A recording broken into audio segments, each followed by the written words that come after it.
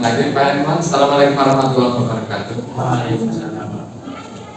Bagaimana kabar Pak Iman hari ini? Kabarnya cukup baik, sehat alhamdulillah. Alhamdulillah sehat. Begini Pak Iman, kemarin setelah melaksanakan pembelajaran di kelas, bagaimana perasaan Bapak yang bisa diceritakan terkait pembelajaran itu?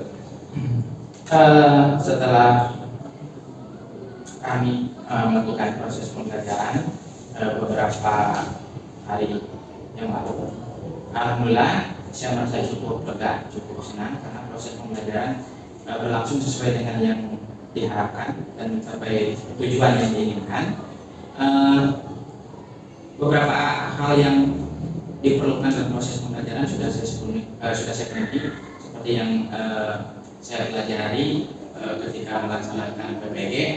Beberapa aspek tersebut seperti RPP sudah saya buat, kemudian LKPD sudah saya buat, kemudian penilaian juga sudah saya buat, bahan ajar juga sudah saya buat, kemudian media tentunya juga sudah dipersiapkan sebaik mungkin.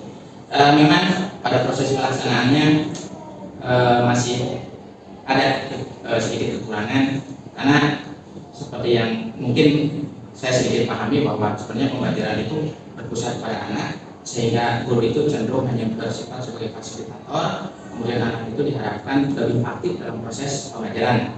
Kekurangannya itu terlihat ketika anak itu memang kesulitan menyampaikan ungkapan, kemudian anak juga sedikit merasa malu ketika ingin mengutarakan pendapat atau bertanya. Kemudian ketika melaksanakan proses pembelajaran, anak-anak juga masih malu-malu, masih cenderung ingin materi itu diberikan secara langsung dari guru. Mungkin itu beberapa hal setelah kami melaksanakan proses pembelajaran. Baik. Berarti begini Pak Iman, sebetulnya secara umum tadi yang saya tangkap dari yang disampaikan Pak Iman kan, secara umum sebetulnya pembelajaran sudah berjalan sesuai yang direncanakan. Ya Pak Iman. Barangkali yang jadi masalah dalam hal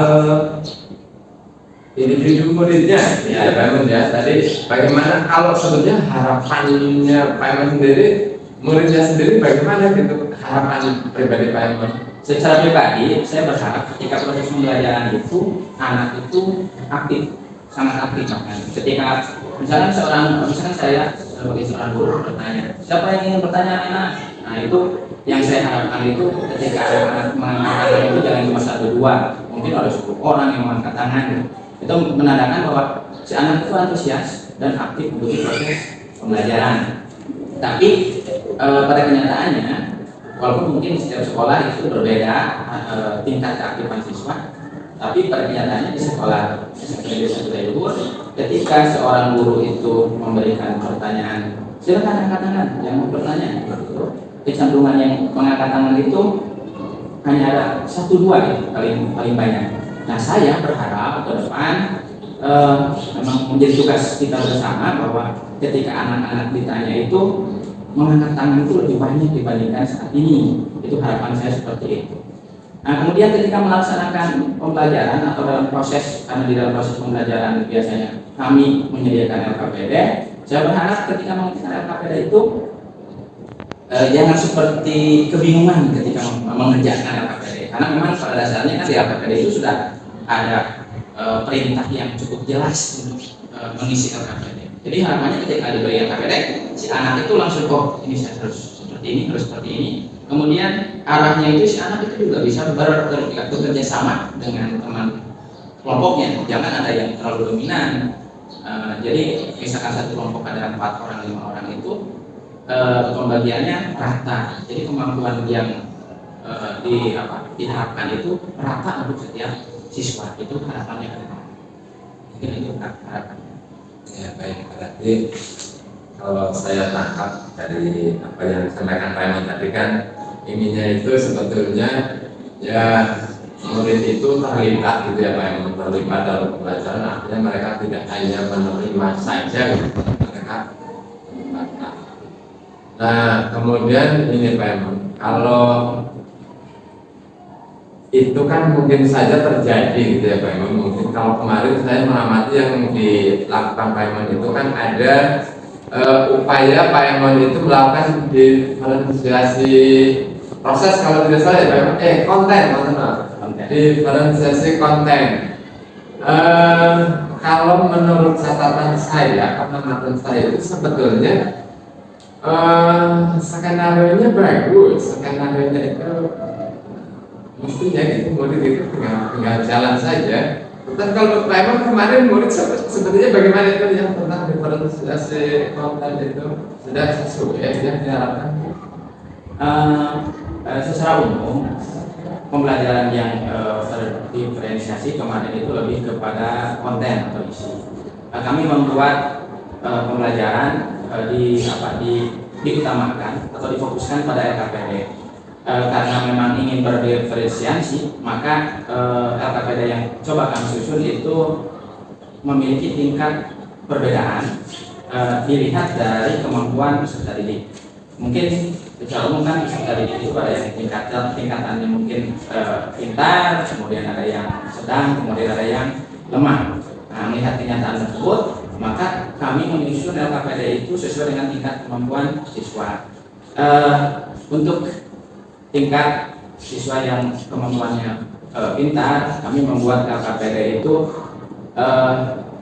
selain karena kebetulan waktu itu materi yang digunakan adalah organel sel, maka selain untuk mengenal organel sel, kemudian anak disuruh untuk menunjukkan organel sel, juga diberikan pertanyaan sebanyak 3 buah pertanyaan. Tetapi kemudian untuk siswa yang memiliki kemampuan yang sedang, maka selain siswa disuruh untuk menyebutkan organel sel, ada pembedanya karena organel sel yang disebutkan juga jumlahnya menjadi lebih sedikit dibandingkan dengan yang pertama. Kemudian pertanyaan isinya juga menjadi lebih sedikit untuk yang pertama atau yang digolongkan golongan siswa-siswa yang pintar. Kemudian untuk yang ketiga, untuk katakanlah untuk siswa yang lemah, maka untuk menyebutkan organel selnya itu bahkan lebih sedikit lagi. Dan untuk golongan yang dikatakan lemah ini, kami itu di LKPD tidak memberikan pertanyaan isai sama sekali, karena itu menjadi sebuah pembedaan antara siswa yang pintar, kemudian yang lemah, kemudian yang sedang. Itu pembeda ya, di dalam LKPD yang telah kami lakukan. Walaupun di dalam proses pelaksanaannya memang untuk siswa yang memang dikatakan pintar, walaupun di situ sudah disuruh untuk menyebutkan berbagai jenis organisasi yang cukup banyak, kemudian pertanyaan isai yang ada 3, karena memang kemampuannya memang melebihi yang lain, yang memang pada pelaksanaannya mereka mengerjakan dengan cepat, dengan tepat, ya. Kemudian tidak ada keraguan dalam mengerjakan LKPD tersebut. Tetapi memang kalau dibandingkan dengan yang lemah, walaupun hanya menyebutkan organel sel dan fungsinya saja, tidak diberikan soal isai, ya.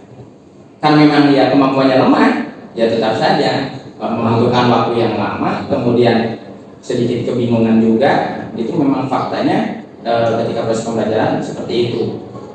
Itu Pak yang bisa saya sampaikan. Ya baik. Ya kemarin memang saya juga mengamati begitu juga Pak Emon sebetulnya sudah menyiapkan banyak sumber belajar ya. Kalau tidak salah waktu itu ada menggunakan video, ada menggunakan bahan ajar yang disusun khusus di bagian itu ya Pak Emon. Ada video, ada modul ajar, ada lagi buku teks, ya. Ada buku ringkasan materi. Sebetulnya mestinya ya Pak Emon sumber belajar yang begitu banyak kan tidak kesulitan lagi ya siswa maksudnya gitu. Tapi kemarin ya memang saya juga ikut mengamati di kelompok yang kelompok yang ketiga itu tetap saja tetap saja terlambat hasilnya. Tapi ya begitu, mungkin memang tantangannya. Kemudian begini Pak Imam, tadi sudah dibahas ya, yang sudah dianggap berhasil, mana yang kurang. Kemudian yang terakhir ini Pak Imam, bagaimana untuk rencana tindak lanjutnya ke depan agar lebih mantap lagi belajar. Berdasarkan mungkin masalah yang kita temui dalam proses pembelajaran, salah satunya kan masalah anak yang kurang aktif dalam proses pembelajaran. Nah, ketidakaktifan itu harus kita jadikan aktif di kemudian hari ya. Oleh sebab itu perlu langkah-langkah yang perlu kita lakukan. Yang pertama, pemanfaatan LKPD itu saya kira perlu ditingkatkan lagi, karena LKPD tersebut nanti akan memberikan petunjuk bagi anak dalam proses pembelajaran. Kemudian mungkin yang akan saya lakukan lagi, memperbaiki media yang sudah saya buat. Media yang sudah saya buat biasanya berisi ya ada video-video pembelajaran, kemudian ada gambar-gambar pembelajaran. Nah, perlu ada lagi mungkin di media tersebut dibuat ada sebuah video yang memancing anak untuk mau bertanya, untuk mau berkomentar, untuk mau menanggapi. Nanti harapannya dengan dibiasakan seperti itu, maka si anak-anak tersebut akan terbiasa untuk lebih aktif dalam proses pembelajaran. Walaupun memang membutuhkan waktu yang lama ya. Sebenarnya salah satu hambatannya ketika kita mempersiapkan media pembelajaran, ada modul ajar, ada bahan ajar, ada media, ada LKPD, dan ada penilaian. Itu memang ya kekurangannya kita membutuhkan waktu yang lama. Kemudian kita juga membutuhkan sarana, karena biasanya untuk membuat LKPD misalkan satu LKPD itu terdiri dari 5 sampai 6 halaman. Nah, kemudian berdasarkan pengalaman melaksanakan PPG itu kan seharusnya LKPD itu enaknya itu diberikan kepada setiap siswa. Tetapi kalau satu siswa itu 6 halaman, kemudian jumlah siswa kita ada 30, maka 30 kali 6 halaman itu ada 180 halaman. Itu untuk satu kelas dan satu materi, satu pertemuan. Nah, biasanya yang saya alami adalah bahwa kemampuan sekolah menyediakan sarana seperti printer itu cukup jarang. Kemudian layar LCD juga cukup jarang. Nah, padahal kalau kita ingin melaksanakan, menurut saya kalau kita ingin benar-benar melaksanakan proses pembelajaran yang baik, sarana seperti printer, sarana seperti LCD, kemudian kertas, sarana kertas ini digunakan untuk juga mencetak LKPD. Itu baru LKPD 180 halaman, belum lagi bahan ajar. Nah, bahan ajar itu lebih banyak lagi. Nah, itu ya harapannya memang ke depan selain kita punya niat yang tulus untuk meningkatkan proses pembelajaran, sarana dan prasarana dari intinya dari sekolah itu memang perlu ditingkatkan agar apa yang kita inginkan itu memang benar-benar terlaksana dengan baik. Nah, itu mungkin harapan ke depan. Kemudian untuk dari segi anak juga perlu ada bimbingan dari orang tua sebenarnya, karena sebenarnya guru itu kan hanya membatasi waktunya hanya sebentar di sekolah. Jadi bimbingan dari orang tua itu lebih dominan, sehingga ketika datang ke sekolah itu tidak dengan pikiran yang kosong dan tanpa isi. Harusnya ketika datang ke sekolah itu sudah belajar dulu di rumah, sehingga datang ke sekolah itu sudah membawa sedikit bekal, nah, agar nanti bisa diproses lebih lanjut di sekolah. Mungkin itu Pak yang bisa saya jelaskan.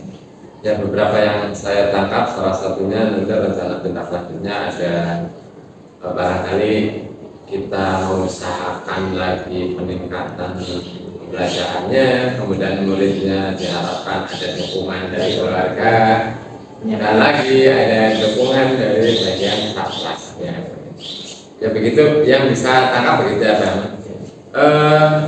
Nanti tindak lanjutnya sih bagaimana kalau sudah begitu saja nanti kita akan ketemu lagi ngobrol-ngobrol lagi kalau Pak Iman membutuhkan sesuatu untuk kita obrolkan lagi. Dan setelah ini Pak Iman sudah mencoba melaksanakan rencana tindak lanjut ini, kemudian ada sesuatu lagi yang ingin diomongkan, saya selalu siap untuk saling berbagi. Ya. Begitu Pak Iman, terima kasih obrolannya hari ini, semoga sukses selalu.